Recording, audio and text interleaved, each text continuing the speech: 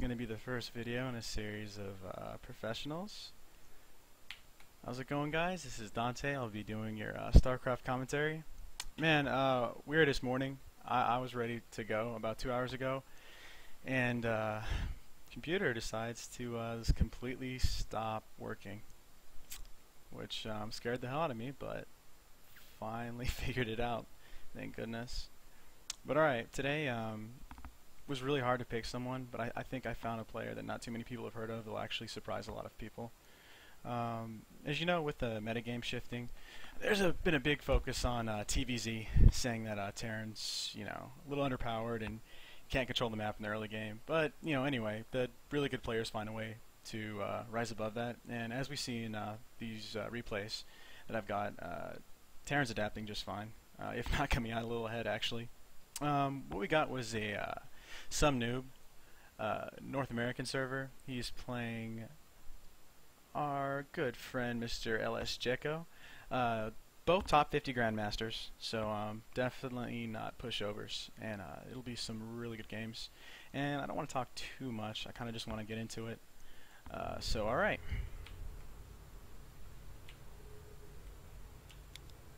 Spawning up here in the top right in the blue, we have SomeNoob, currently ranked 50th in Grandmaster North American. Down at the southwest end, we have our Zerg player, IS Jekko.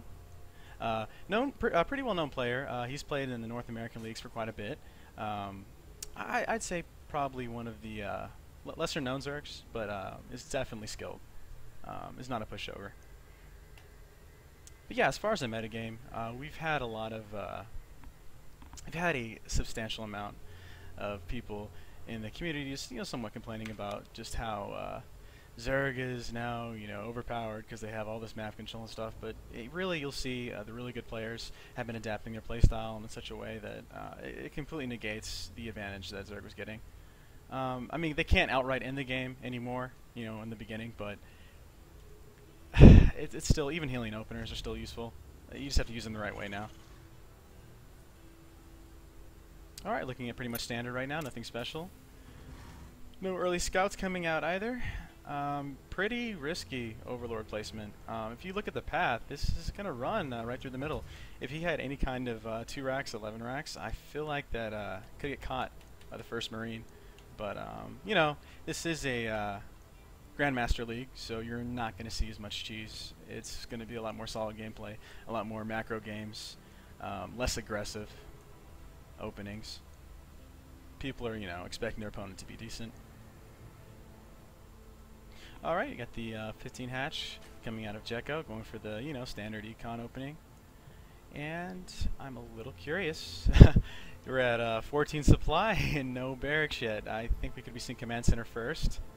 And yeah, that's going to be a command center. So very bold.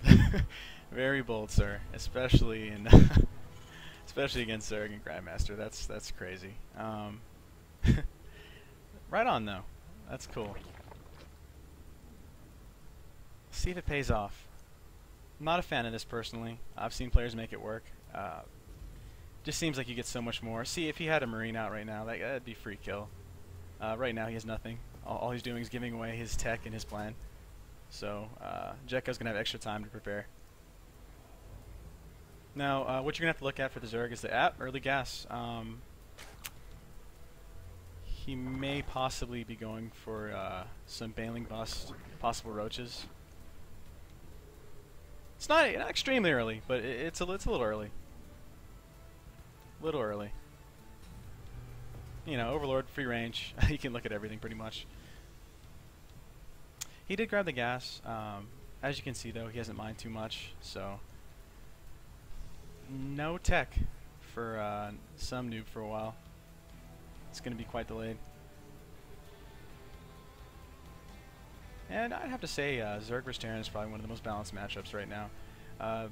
Really, neither side has a clear advantage from the beginning. It really comes down to the player's skill and their ability to accurately see what their opponent's doing and react. Describe this to people that don't know what StarCraft is. It's really almost like a advanced chess. It's chess, but you have 40 things to worry about instead of 1. And there's no time for your turn. You're constantly moving, constantly doing stuff. So mentally intensive. Gives So much respect to the players that play at this level. It's incredible. Alright, let's go look at that increased queen range. Gonna almost kill SCV. And he's gonna scout the gas. Gonna see Zergling speed. Looks pretty standard, nothing out of the normal. See how he decides to open. Looks like we're gonna have some reactor healing off the fast expansion. Now I'm curious because 7 minutes is when you 7 minutes is when you get Hellions if you do not go command center first. So let's see when these come out. See how much of a difference that makes. Because normally you get Hellion opening, they're going to be at your opponent's base at about 6 minutes 30 seconds. You do a fast expand, and you're hitting about 7. But this command center first, like before any army at all, is just extremely risky. We'll see how much it pays off. Yeah, you got the first 2 out already. That's really good.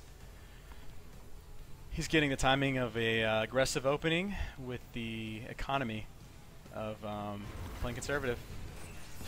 So that's what I'm talking about by metagame. It's pretty. It seems very subtle, but that 15 seconds is going to make a pretty big difference.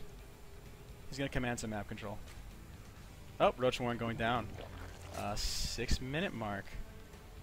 If we go to the income tab, pretty good on the drones. He's not pulling larva or anything, so looks pretty safe right now. Got the Hellions moving out. Right now, a lot of Terran players are going to charge these Hellions in and try to kill as many workers as possible. It's just not possible now. They made the Queen stronger, so as soon as you enter that ramp, you're going to take a lot of hits, and you may kill a few drones, but you're going to lose almost, half a thousand worth of resources. Just completely not worth it. So the thing to do really is to park right here and just put it in part of your macro rotation. Because a lot of people say, oh, I'm going to get scared and I'm going to get overrun by Zerglings and just lose them all. Well, you're not supposed to. You're supposed to, drop your orbitals, look at your supply depot, build your army, keep with your upgrades, and every now and then you just glance down over here and as soon as you see movement, and pull them away. But they need to be here. They're creating a presence on the map.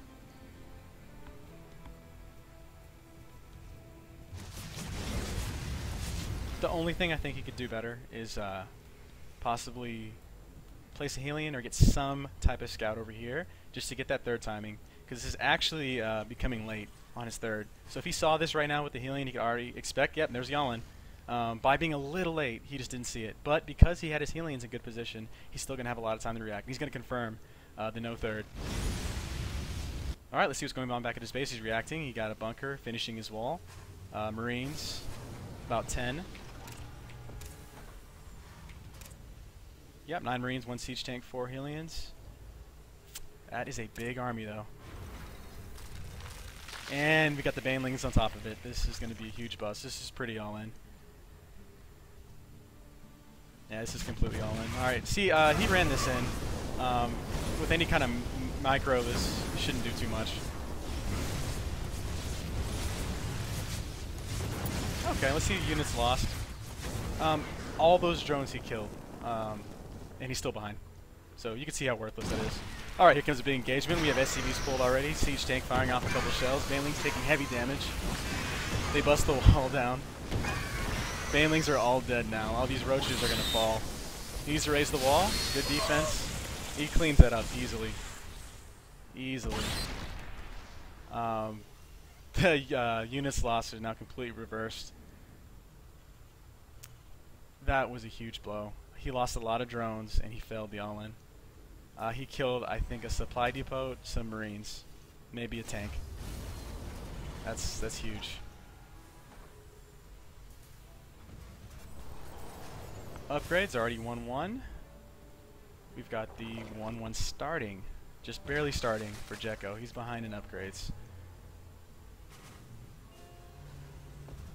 Army building 2, so he's going to start that 2-2 right away. If he goes for a 2-base timing on this third, it's going to seal the deal. That was an incredible job of holding y'all in. And if you look at that, that was, catering the metagame to your opponent. He knows he can't run in with those Hellions like he did, which is a small mistake. But he used them with their 4, which is taking away map control and being able to see that rush when it came out. If he didn't have those Hellions there, he would have been caught out of position completely. But because he did, because he scouted, because he played solid fundamentals, he's poised to take this easily. Alright. Got a slight supply lead by SomeNoob. Going back to the income, never good to be even with your Terran player. Those mules are just going to wreck you. Third started at 12 minutes. That's just, I don't understand. Gotta move out. Combat shield's done. Stim on the way. Siege tank's getting the good position. And he's going to go pretty safe, it's looking like. He's just going to try to solidify a third, maybe a fourth, and just take advantage of this lead he has. After holding that huge all-in, there's no need for him to be aggressive. And that's a mistake a lot of players will make at this point. They'll feel really confident they just held the all-in, so they'll go ahead and push. And they'll run into this army, and they'll lose a lot of it. And they'll end up losing the game, because it'll be even again. But this reaction right here is, I want to say, the most conservative and probably the best reaction you can make to holding a huge all-in like that. He's just keeping his macro up, dropping all his mules, not getting supply blocked, keeping up with the upgrades. About even on the upgrades. He'll have a slight, like a 30-second advantage. That's about it. But he favored the expansion, so that's going to pay him off in the long run. And not taking this third is not a big deal either. He's got map control. There's no way that the Zerg can really punish this. You can try a run by, but he's behind. He can't afford run bys right now. He can't afford to lose that 300-400 minerals just to try to kill some SCVs.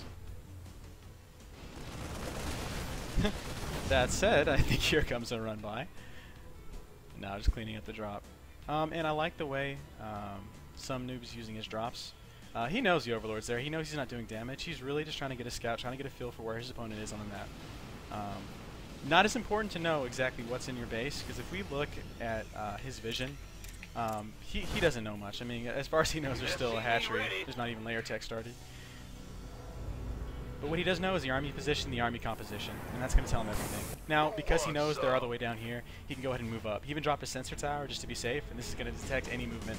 So he knows the army was here. They could possibly sneak by. More than likely, he's going to auto-move them, and they'll run right through there. Complete. And excuse my sound being on. That is too much. All right.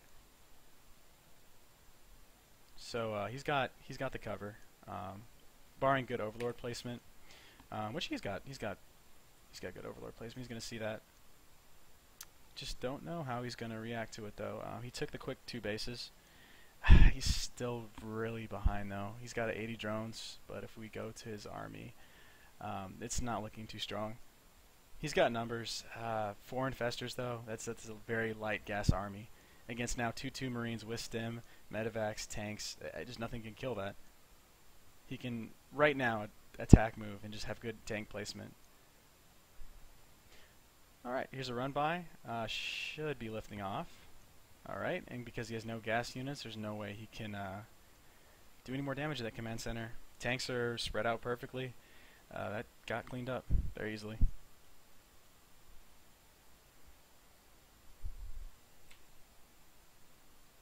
And you see, this playstyle is very conservative. He's being aggressive when he has to be. You know, he slowly just marched that army up. He knew what he was doing the whole time. Didn't panic, didn't move his army all the way back over here when they attacked. Just kept moving himself into good position. He's taking out the 4th, now it's back to, you know, 3 base on 3 base, which is exactly what you want as a Terran.